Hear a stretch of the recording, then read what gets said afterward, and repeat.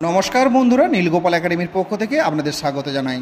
আজকে যে বিষয়টি নিয়ে আলোচনা করব সেটি হলো এমএস অ্যাক্সেস অর্থাৎ মাইক্রোসফট অ্যাক্সেস। হ্যাঁ বন্ধুরা, উইন্ডোজ সিস্টেম সফটওয়্যারের সবচেয়ে জনপ্রিয় অ্যাপ্লিকেশন সফটওয়্যার হলো এই মাইক্রোসফট অ্যাক্সেস।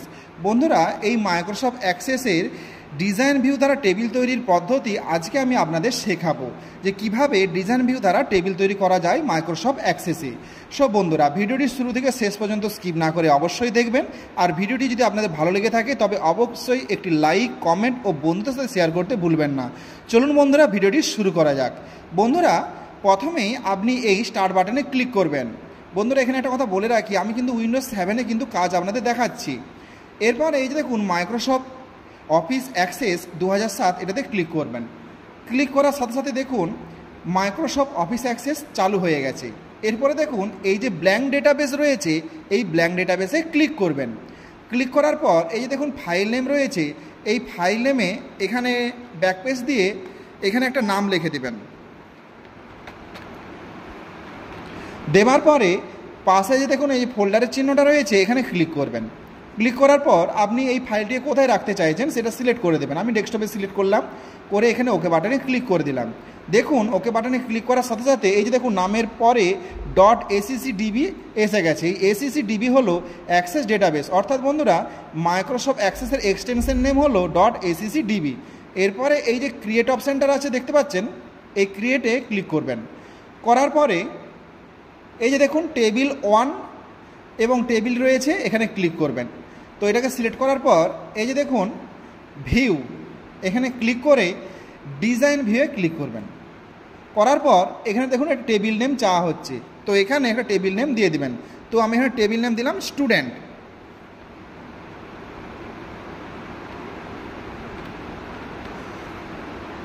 স্টুডেন্ট দিয়ে দিলাম। এরপরে ওকে বাটনে ক্লিক করে দিবেন।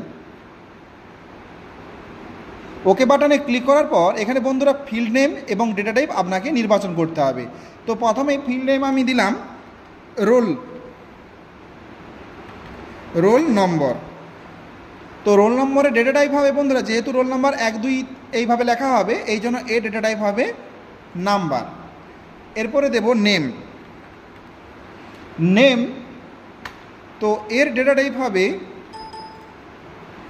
টেক্সট, যেহেতু নেম এ থেকে জেডের মধ্যে লেখা হবে, এই জন্য এ ডেটা টাইপ হবে টেক্সট। এরপরে লিখব বেঙ্গলি ডেটা টাইপ হবে নাম্বার, যেহেতু বেঙ্গলি শুধুমাত্র নাম্বার বসাবো, এই জন্য বেঙ্গলির ডেটা টাইপ হবে নাম্বার। এরপরে লিখব ম্যাথ, এর ডেটা টাইপও হবে কিন্তু নাম্বার। এরপরে লিখব কম্পিউটার, এর ডেটা টাইপ হবে কিন্তু নাম্বার। এরপরে লিখব টোটাল, এর ডেটা টাইপ হবে কিন্তু নাম্বার। তো এটা দিলাম। দেওয়ার পরে এই অফিস বাটনে যাবেন। প্রয়োজনে আপনি আরও ডেটা টাইপ দিতে পারবেন, কোনো অসুবিধা নেই। তো আমি ভিডিওটা যেহেতু লং হয়ে যাচ্ছে, এই জন্য সংক্ষিপ্ত করার জন্য কয়েকটা ডেটা দিলাম, ফিল্ড নেম দিলাম ও কয়েকটা ডেটা টাইপ দিলাম। তো এরপরে এখানে অফিসে যাবেন। যাওয়ার পরে এই যে সেভ যে অপশানটা রয়েছে, সেভে ক্লিক করে দেবেন। করার পরে এই যে দেখুন স্টুডেন্ট, এখানে ডবল ক্লিক করবেন।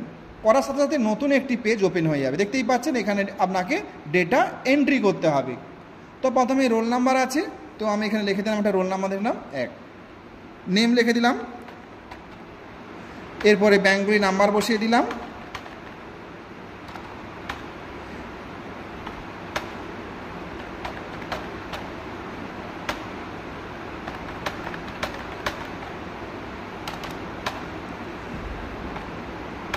আরেকটা নাম বসিয়ে দিচ্ছি।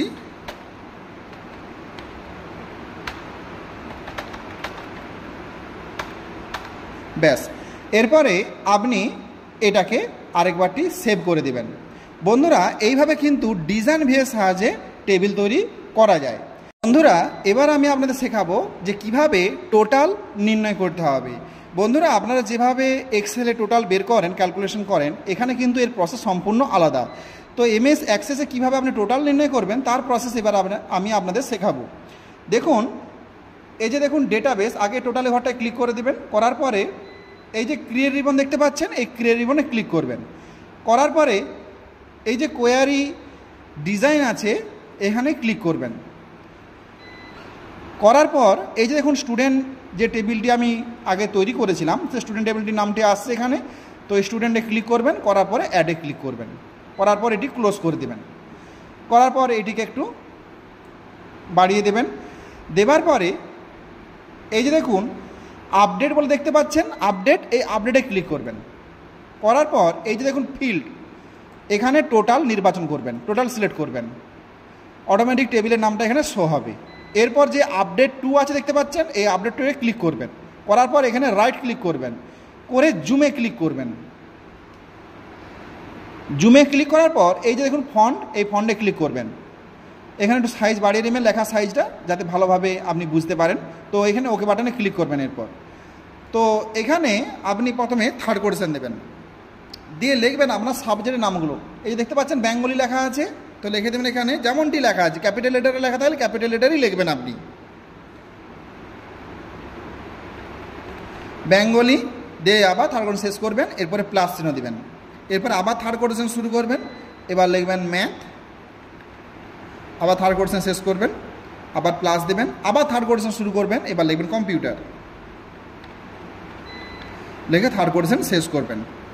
দিয়ে এখানে ওকে বাটনে ক্লিক করে দেবেন। করার পরে এই যে দেখুন রান বলে যে অপশানটা আছে, রানে ক্লিক করবেন। করার পরে এই যে দেখুন ইয়েস ক্লিক করে দেবেন। করার পরে এই স্টুডেন্টে আরেকবার ক্লিক করবেন। এই যে দেখুন টোটাল নির্ণয় হয়ে গেছে, দেখতেই পাচ্ছেন। এইভাবে কিন্তু এমএস অ্যাক্সেসে টোটাল নির্ণয় করা যায়। বন্ধুরা আজ এই পর্যন্তই। পরবর্তী নতুন ভিডিওতে আমি এই এমএস অ্যাক্সেস সম্বন্ধে আরও ডিটেলসে কিন্তু আলোচনা করব, কারণ ভিডিওটা অনেক বড় হয়ে যাচ্ছে, একটা ভিডিওতে সমস্ত জিনিস আলোচনা করা সম্ভব নয়। তো বন্ধুরা এইভাবে কিন্তু এমএস অ্যাক্সেসে ডিজাইন ভিউয়ের সাহায্যে টেবিল তৈরি করা যায়, আর এইভাবে কিন্তু টোটাল নির্ণয় করা যায়। সো বন্ধুরা আজ এই পর্যন্ত, দেখা হবে পরবর্তী নতুন কোনো ভিডিওতে নতুন কোনো টপিক নিয়ে। ততক্ষণ আপনারা প্রত্যেকে ভালো থাকুন, সুস্থ থাকুন, বেস্ট অফ লাক।